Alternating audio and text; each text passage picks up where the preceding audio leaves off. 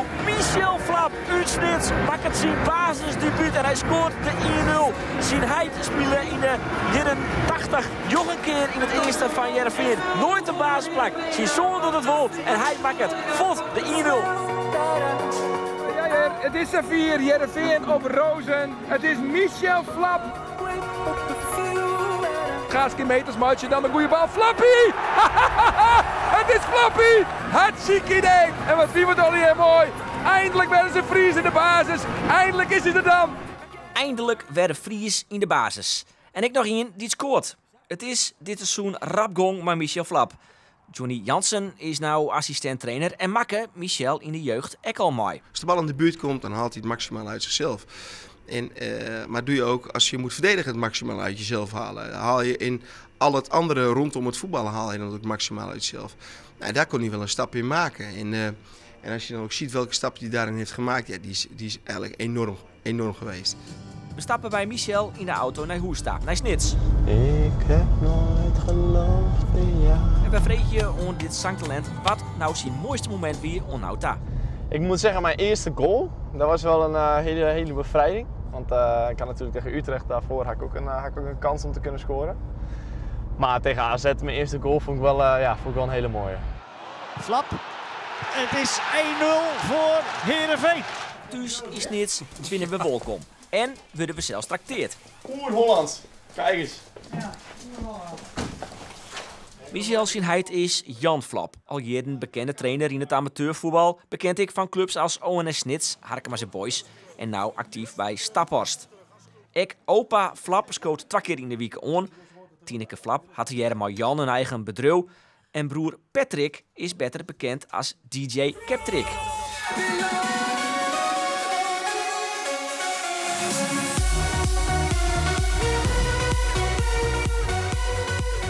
Ja, dit gaat nooit zo, hè, dat de Aaron wordt opgeschept. Dit is wel nieuw voor mij, dit hoor. Is het nou specifiek voor de camera? Ja. Dit is een beetje nep allemaal. Dus, Gewoon een groot opzet. Dus ik gaat nooit over voetbal. Eigenlijk altijd dan, hè? Ja, dit is, mama is wel een sterrenchef hoor. Dat is wel een hoogtepuntje hoor. Dan was nog net op jezelf af. Nee, puur om dat, want dan moet ik zelf weten. Maar als je een goede pasta wil, dan ben je bij mij een goede adres hoor. Echt waar.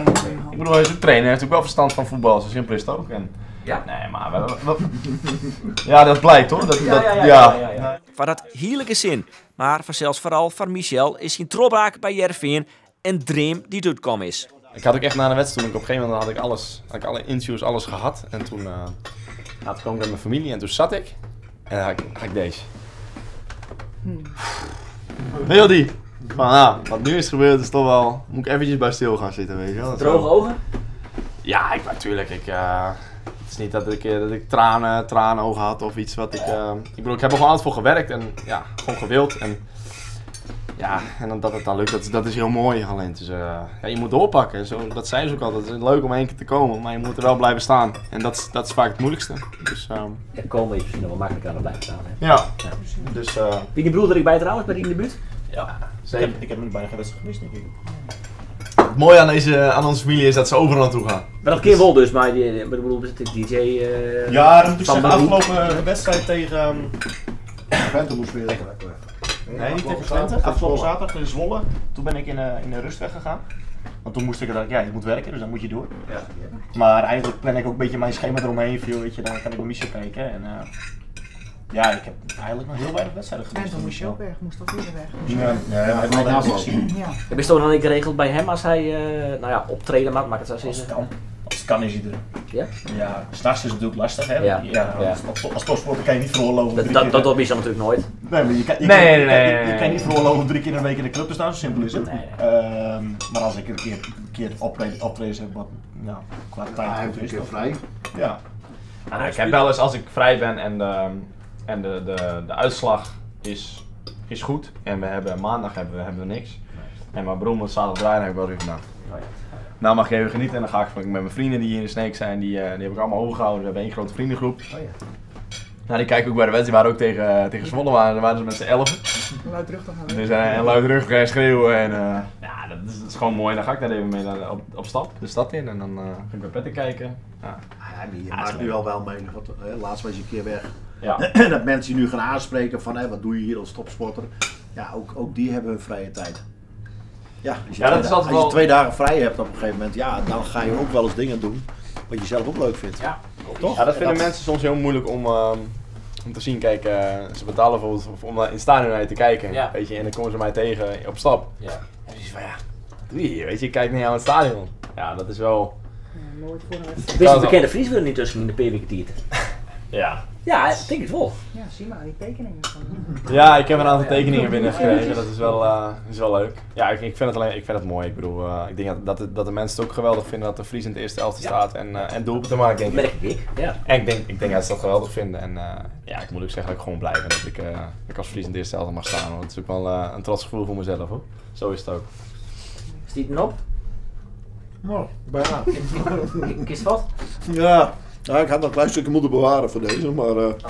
Nou, ze hebben wel gehad.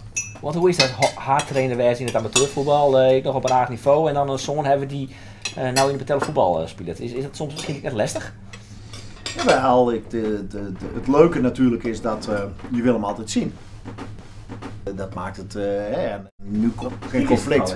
Ja, maar dat is met name voor Tineke is het lastig, want ik wil net zoals nu ook.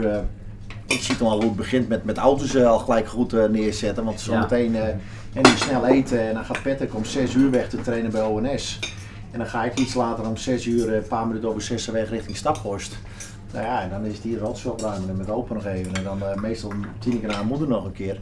Dus ja, het is altijd wel organiseren natuurlijk. Dus ja, het is gewoon te doen als je maar plant. Is het ooit anders geweest dan? Nee, het is altijd, zo is het altijd eigenlijk bij ons gegaan. Het is snel eten. Snel je dingen doen. En dan weer op pad. En je zit 3 avonden zit je in Staphorst. Nou, Michel is vaak weg, Patrick is weg. Dus nou ja, we hebben opa erbij nu dinsdag donderdag. Dus ja, dat is wel leuk. Ja. En bemoeit hij hem dan ik altijd maar Michel? In heid? Of die ermee bemoeit? Maar die, van de mas meer naar Boete, Taspili en Jipper en zulke soort... Nee, dat zal hij nooit doen. Hij zegt alleen altijd van ja, die tweede bal die schoot ik er altijd binnen. Weet je, die ik miste tegen Zwolle. Die maakte ik altijd, zei hij. Als je die volley, maakte ik ook.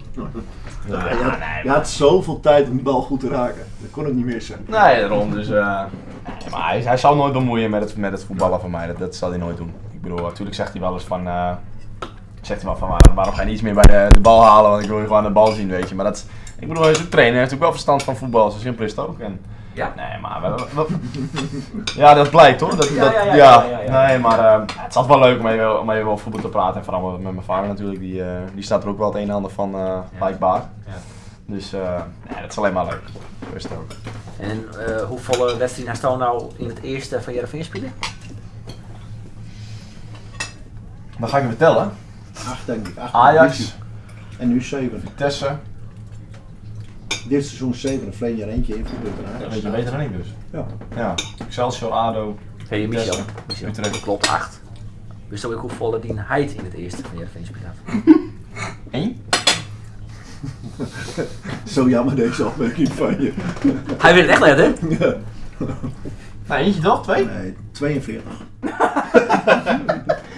Nou, dat heb ik al 10 keer terug wat die waar is hoor. Hoeveel won Jan? Nee, ik zit tussen ik weet niet, tussen 6 en de 10 wedstrijden dacht ik als invaller. Oh, dat is eigenlijk meer Johan namelijk. Ja, dat zou best kunnen. Maar hij is nog 12, heeft je nog iedereen in, Michel? Dat best een passeert. Maar ik ben nooit basisspeler geweest, hè? Nee. Dat is me nooit gelukt. Wat zeggen tel basis basis? erbij. Oké, en? Had hij scoort? Nee, ik heb wel gescoord. Ja. Echt wel, niet op het veld, maar ik heb gescoord. Hey, kom op, Op training waarschijnlijk. Ja, op trainen wel eens. Stond er niemand meer voor, joh. Hij was wel heel zenuwachtig trouwens. Dat vind ik wel, dat verbaasde mij. Hij is nooit echt een fanatieke vader geweest. Altijd meer een enthousiaste vader. Altijd met de jongens bezig en zo, ook in de vakantie. Maar toen Michel zijn wedstrijd in het eerste moest gaan voetballen, toen was hij echt gewoon zenuwachtig. Hij was zo met hem bezig, zo bang dat er dingen mis zouden gaan. En zo ken je hem eigenlijk helemaal niet. Normaal is hij altijd heel ontspannen, heel relaxed. Maar uiteindelijk nu wel, hij is nu heel ontspannen. Maar dat vond ik in het begin was het inderdaad wel. Ja. Je was zo met hem begaan. Hoe wie dat bij dan? Nou, ik was veel meer ontspannen eigenlijk. Maar dat komt ook meer door hem, omdat hij zoiets heeft van mama maak je maar niet druk, komt wel goed. En dat heeft hij gewoon letterlijk ook zo... nuchtere Fries. Echt waar. Ja. Hij was zo...